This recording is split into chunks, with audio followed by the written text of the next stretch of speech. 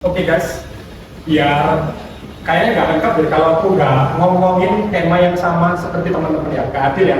Soalnya tema yang sebelumnya kayaknya tema yang zona nyaman banget. Kalau tema yang cinta kan agak tricky ya untuk diomongin ya.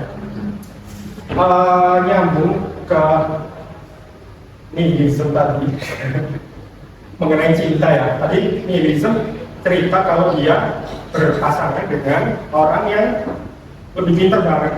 Jadi awalnya nyambung, pada akhirnya nggak ada koneksivitas nih, nggak pada akhirnya nggak cinta-cinta banget nih, dan akhirnya nggak ketemu.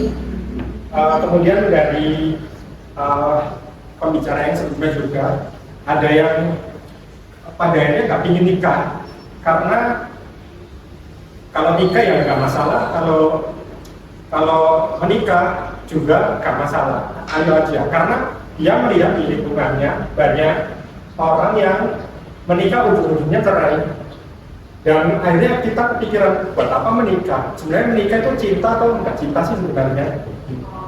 Terus nyambung lagi ada yang ngomongin proyek juga, dan kalau menurutku ya, ini menurutku ya, aku bukan yang ahli banget dengan cinta, tapi kalau menurutku dari beberapa tahun ini yang aku baca dan alami, sebenarnya kebanyakan manusia itu mencintai pikirannya sendiri, mencintai ekspektasinya sendiri. Aku ambil quote dari, ada yang nonton Attack on Titan? Enggak, tapi tahu. Ya, itu ada pamannya Levi ya, Levi Ackerman, itu punya paman. Nah, dia pamannya juga pokoknya paman sebelum dia mati, dia ngomong ke Levi, sebenarnya semua orang itu ya diperbudak oleh rasa cintanya, ada yang diperbudak oleh, nah rasa cinta itu manifestasinya ada yang dalam bentuk kekuasaan, pasangan, dan lain-lain.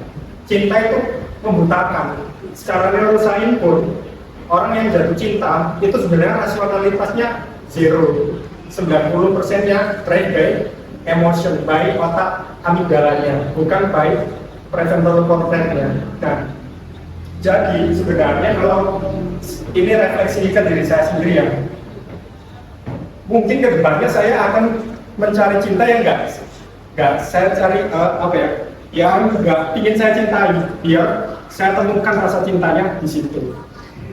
Ya, karena barangkali ya, ketika saya mencintai seorang, barangkali itu sebenarnya itu saya mencintai pikiran saya sendiri. Wah, dia cantik, dia baik. Sebenarnya itu asumsi saya sendiri. Ketika dopamin itu hilang, realitas prefrontal cortex kita mulai mengamati hal kecil-kecil di sekeliling orang itu. Wah, ternyata dia pemalas, ternyata dia jorok, ternyata dia nggak sesuai ekspektasi.